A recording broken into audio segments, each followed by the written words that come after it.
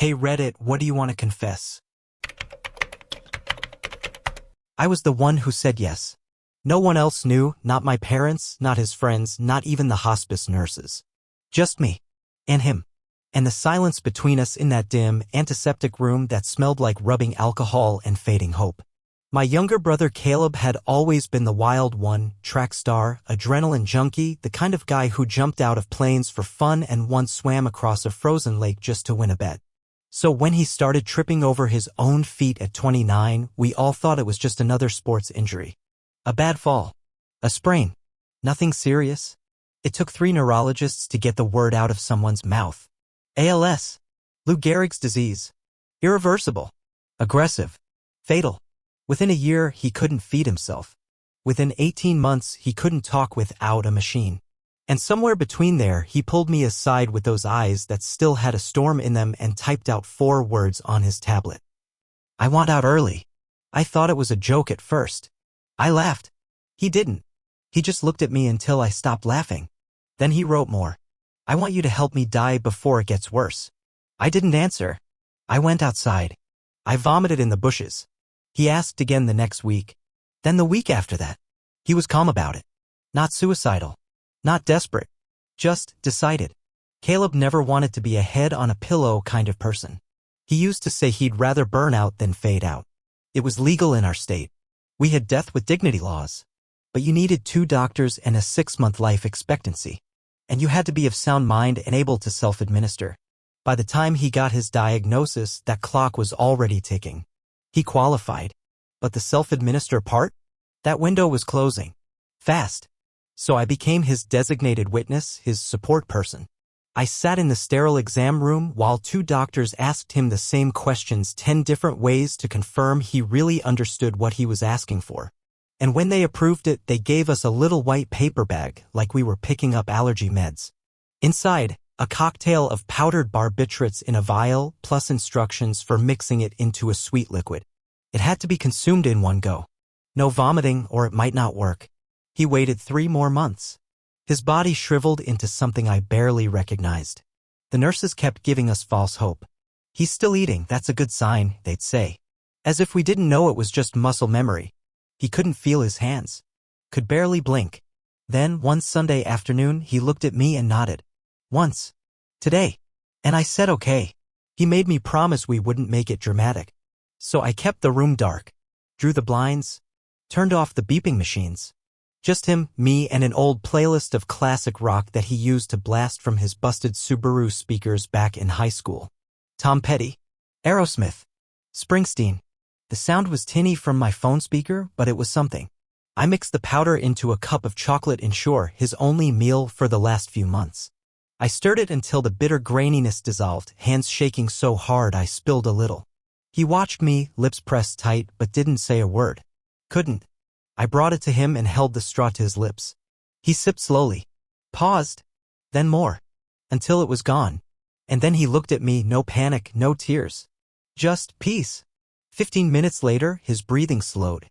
I held his hand. Talked to him the whole time, even though I'm not sure he could hear me. I told him I'd always hated how he never let me win at Mario Kart. That he was the only person who ever made me laugh so hard I snorted soda out of my nose. That I loved him. That I forgave him for leaving me like this. That I hoped he forgave me too. Then he stopped breathing. And I was alone in a room with my dead brother, a half-empty bottle of Ensure, and the feeling that I'd just broken some sacred rule of existence. A soft summer breeze came through the open window. Somewhere outside, kids were laughing. The world kept spinning. The nurse came in an hour later, thinking he was asleep. She screamed. Called the doctor. Protocols followed. I played dumb. Told him he must have gone quietly while I stepped out. I lied.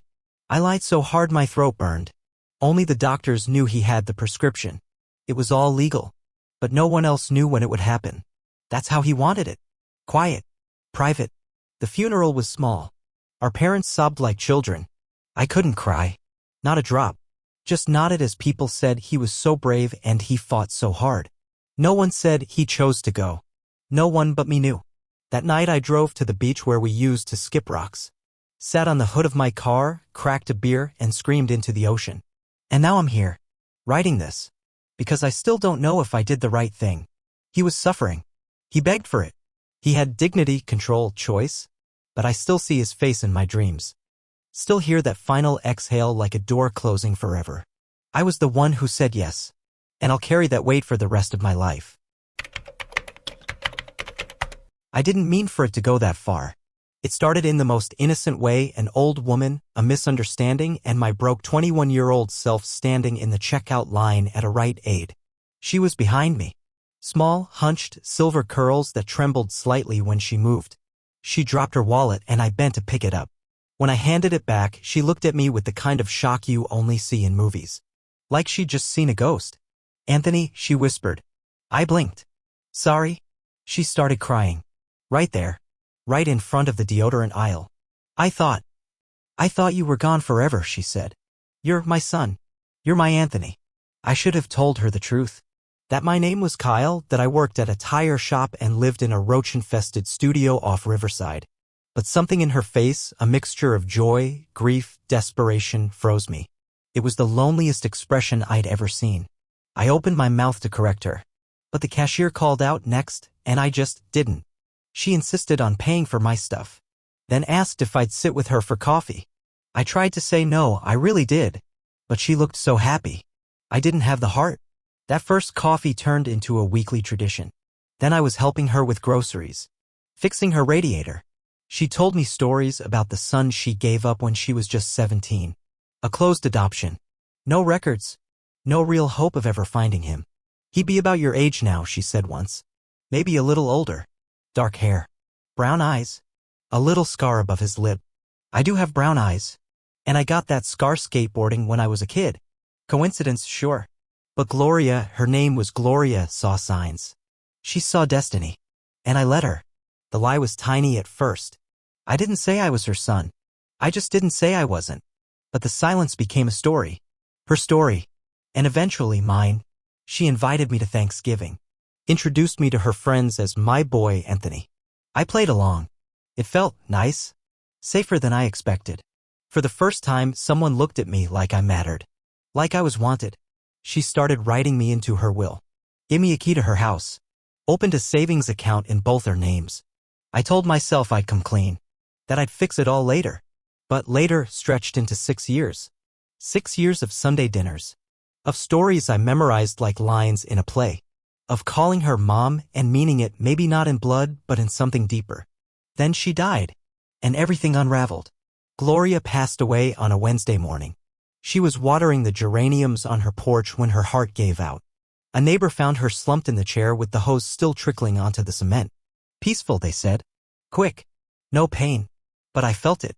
Like a steel beam dropped on my chest. The funeral was a blur. I sat in the front row shaking hands with people I barely knew, neighbors, old coworkers, members of her church group. They called me brave. They told me she talked about me all the time. That I was her miracle. I couldn't meet their eyes. The reading of the will was the moment I knew I couldn't run anymore. Gloria left everything to my beloved son, Anthony. Her home, her bank accounts, even her father's old pocket watch that hadn't ticked in decades. The lawyer smiled gently. "You're a very lucky man, Mr. Moretti." That's when it hit me. Moretti. Her last name. The name of the son she never actually found. A man who, somewhere in the world, might still exist. Who might even be alive. And here I was, Cal Torres from Pasadena, holding the keys to a life I never earned. I should have told the lawyer the truth right then. Should have signed it all away, turned myself in, made a clean break. But I didn't. I signed. I nodded. I thanked him. Because I was too much of a coward. The house sat heavy with her absence. Every corner had a photo of us, me and her at the zoo, the beach birthdays. All fake. All real. That's the part that tears me in half. I lied to her, yes. But I also held her hand when she was scared. Drove her to chemo. Laughed with her on Christmas Eve until we both cried. Was it all a lie if I loved her? That question eats at me every time I walk through her old bedroom or water her garden. Every time I wake up and forget, just for a second, who I really am.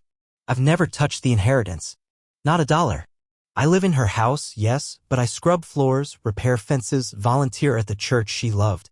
Trying to earn a fraction of the grace she gave me. And now I'm confessing. Because someone out there deserves to know. Maybe her real son. Maybe just the world. I pretended to be someone's child for 6 years. And somewhere along the way, I became one. I'll never be able to undo what I did. But I can tell the truth now. Maybe that's the first step. Maybe that's the only step I've got left. We were inseparable in college. Mike and I met freshman year in the dorms, two kids from opposite sides of the country thrown together by the luck of housing assignments. He was from rural Wisconsin, I was from LA. He wore flannel, I wore leather. But somehow it worked. We clicked instantly. We studied together, partied together, even dated girls from the same friend group. So when senior year rolled around and the pranks started, I thought it was harmless. It was a tradition on our campus, seniors pulling off bigger and riskier stunts before graduation. Fire alarms, fake flyers, stolen mascots. No one ever really got in trouble. It was part of the culture. But I took it one step further. There was a new lab building going up that year, state of the art, still under construction. One night after a party, buzzed and cocky, I broke in with the stolen keycard. No real reason. Just wanted to sneak around, take pictures, feel invincible. I found some chemical storage rooms unlocked. Thought it'd be funny to mix a few labels, mess with the shelving order. I didn't think about safety protocols or that some of those chemicals had to be handled under specific conditions. 2 days later, a grad student had a severe reaction while using one of the mislabeled substances. He was hospitalized for burns and temporary respiratory issues. Campus police got involved. The university launched an internal investigation. And that's when I realized how badly I'd screwed up. I panicked. But I also had an out. Mike had come by my apartment the night of the break-in. I remember because he borrowed my hoodie and left it behind. He even mentioned he was pulling an all-nighter in the engineering lab, which happened to be in the same complex. So I planted the keycard in his backpack. I made an anonymous report to campus security about a suspicious student matching his description. I even deleted a photo from my own phone that could have shown I was near the site. Mike got called in. He was confused, terrified, but he was honest, said he had nothing to hide. Still, the circumstantial evidence piled up.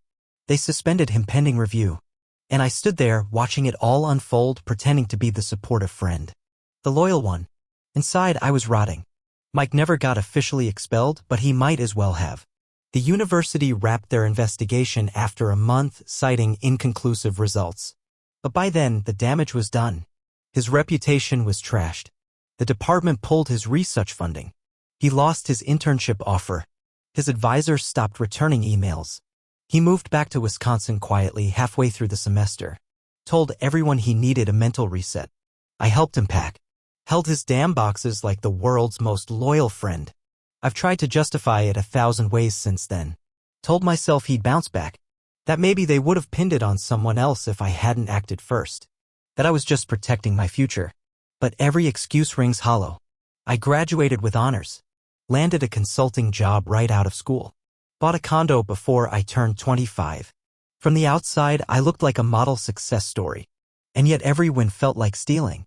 I thought I could live with it. Thought the memory would fade like a bad dream. But it didn't.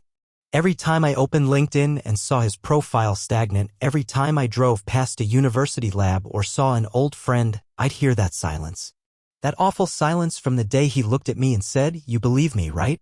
I did. Of course I did. But I lied anyway. 3 years after graduation, I got a wedding invitation from one of our old mutual friends. I flew back, drank too much, and sat at a reception table across from Mike. He looked older, thinner, wore a quiet, heavy sadness like a second skin. But he smiled, shook my hand, even laughed at my jokes. That crushed me more than if he'd punched me in the face. The guilt broke me open that night. I sat in my hotel room until sunrise, typing out a confession. I included everything, dates, details, proof that I had planted the keycard. I sent it to him in an email titled, "I'm sorry." He never replied. A few months later, I got a forwarded message from a mutual friend. Mike had taken a new job at a nonprofit lab doing clean water research. It wasn't flashy. It wasn't what he'd dreamed of. But it was honest. Quiet. Good. I don't know if he forgives me. I wouldn't. But I live with it now. Every day. I give scholarships to his old department. I speak about ethics at local schools. I tell them to be better than I was. This is my confession. I framed my best friend. And no success will ever erase that. There are things you can forgive yourself for. Small lies. Missed chances. Even moments of cowardice. But this? I don't think I'll ever crawl out from under it. My wife and I were already in a rough patch when she told me she was pregnant. We'd been married 5 years, 5 long, uneven years of therapy sessions, passive-aggressive silences, and pretending everything was okay in front of friends. The pregnancy wasn't planned. She stopped taking birth control without telling me. I found the pill packet in the trash, unopened for weeks. When I confronted her, she didn't even try to deny it. Just stared at me with this look, part rage, part challenge, and said, "You should have known I'd do this. I want a family." I didn't. We had talked about kids, but always someday. Not now. Not when I was drowning at work, barely sleeping, and not even sure if we liked each other anymore. She started painting the spare room the next day. Blue and yellow. Gender neutral. I told her we should slow down. She said I should get used to it. I wish I could say I made a mistake in a moment of panic. But the truth is, I thought about it. I researched. I planned. It started with a message board, some off-the-books herbal remedies, ancient roots and teas. Nothing regulated. Nothing official. But enough anecdotal evidence to know what could interfere with a pregnancy, especially in the early weeks. I ordered the capsules under a fake name. I told myself it wasn't definite. That maybe it wouldn't work. That if it did, it would just mean the baby wasn't viable. Nature's way sped up. All these mental gymnastics to make myself feel like I wasn't crossing a line. But I crossed it. I crushed the capsule into her morning smoothie. Just once. 1 dose. 2 days later, she started bleeding. She screamed when it happened. Sobbed in the bathroom, doubled over. I held her, played the shocked husband. Took her to urgent care. Said all the right things. Doctors told us it just happens sometimes. Nothing anyone could have done. She looked at me with eyes full of heartbreak and trust. And I wanted to vomit. She blamed herself for months. Said maybe it was the coffee she drank the week she didn't know. Or the stress at work. Or how she forgot to take her prenatal vitamins once or twice. I told her it wasn't her fault. I told her to stop torturing herself. She clung to me like I was her only anchor, and I played the part of the grieving, supportive husband. I rubbed her back during her panic attacks. I stood next to her at the small, private memorial she organized with tea candles and a single rose. And all the while, the guilt rooted deeper in my bones. I started having dreams, vivid, stomach-twisting ones. A crib slowly filling with red water. A baby's voice calling my name from a locked cabinet. Her face, pale and devastated, looking right at me and asking, "Why didn't you want us?" I'd wake up gasping, drenched in sweat. Sometimes I'd sneak into the living room at 3 a.m. and just sit in the dark, staring at the smoothie cups in the sink. She began to recover, piece by piece. She started going to yoga again. Went back to work. Smiled more. But something between us had shifted in a way she didn't see and I couldn't ignore. She kept talking about trying again. That's when I started pulling away. First emotionally, then physically. I'd pick fights over nothing. Come home late. Pretend to be asleep when she cried at night. Eventually, she stopped asking about kids. The distance turned into resentment. And then silence. Cold, suffocating silence. People always say secrets eat you alive. But it's worse when you live with the person your secret stole something from, when every meal, every movie night, every half-hearted kiss is laced with the lie you keep breathing through. I've thought about telling her 1,000 times. But how do you tell someone the worst truth they'll ever hear and know that the only thing that will follow is the end of everything? So I sit with it.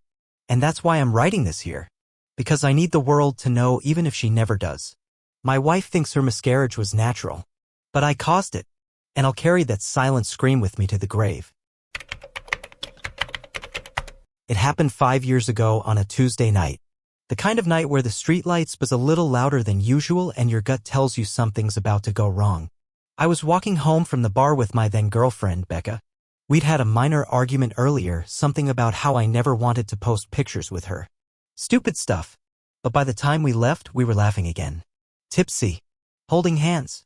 We turned the corner near her apartment and that's when we saw him. Staggering out from behind a dumpster, drunk or high, maybe both. Mid-30s, slurred speech, eyes glossy and wild. He made a beeline for Becca. At first it was words. Lewd, ugly, muttered things. I stepped between them, told him to back off. But he didn't. He grabbed her wrist. Something snapped in me. I pushed him. Harder than I meant to. He stumbled back, tripped over the curb and went down head first onto the sidewalk. The sound still haunts me. There was no shout, no struggle. Just that sickening crack. And then silence. He didn't move. Becca screamed. I stood there frozen, heart pounding so hard I could feel it in my teeth. I dropped to my knees. Blood was pooling under his head. His eyes were open but glassy, unfocused. We called 911. I told the operator he was drunk, that he'd fallen. That I didn't touch him. The paramedics came fast. So did the cops. I repeated the story. Becca backed me up, said he'd lunged at her and tripped when I tried to pull her away. No one questioned it. The official report said it was an accidental fall. Toxicology came back a week later. He was 3 times over the legal limit and had traces of meth in his system. No family ever came forward to claim him. No follow-up questions. Just like that, it was over. But it wasn't over for me. Because I know what really happened. He didn't just trip. I shoved him. Not in defense. Not by instinct. I wanted to hurt him. In that split second, I wanted him to fall. And he did. Right into death. The case closed. No charges, no press, no aftermath. But the man didn't stay dead. Not really. He followed me. In my dreams. In reflections. In the silence between conversations. Sometimes I'd catch myself staring at strangers on the street, wondering if they saw it on me. If they somehow knew. That the man who pushed someone to their death now stood next to them, buying a sandwich, smiling at his co-workers, going about his life. I didn't tell Becca the whole truth. She thought I was shaken by the close call, by the violence of it all. She didn't know that I replayed the moment 1,000 times in my head, each version with me pushing harder, hesitating less. We broke up a few months later. I told her it was distance, different goals. But really, I couldn't look at her without seeing the night he died, her wrist in his hand, her face twisted in fear, and mine filled with rage. I tried therapy once. The therapist was gentle, professional. She asked about the incident, assuming it was trauma. I couldn't say it, couldn't bring myself to confess. I just nodded and told her I was processing it. But I never processed it. I just buried it. Until recently. I saw a story online. A man pushed during a subway altercation. Hit his head on the rail. Died instantly. The man who shoved him was caught on camera and charged with second-degree manslaughter. And all I could think was, that could have been me. That should have been me. But it wasn't. So I'm writing this here. Not to ask for sympathy. Not to pretend I'm a good man who made a mistake. I killed someone. No, I didn't shoot him. I didn't stab him. But I used my hands, my strength, and my hate to make him fall. And he never got up again. Maybe that makes me a murderer. Maybe it makes me lucky. Maybe both. I live a normal life now. Job, apartment, friends. But there's a weight I carry that no one else sees. It's the sound of his skull meeting concrete. The look in his eyes before the light went out. That's my ghost. And I walk with him every day. Thanks for watching. Don't forget to like, subscribe, and comment your thoughts on these stories. Which one stuck with you most?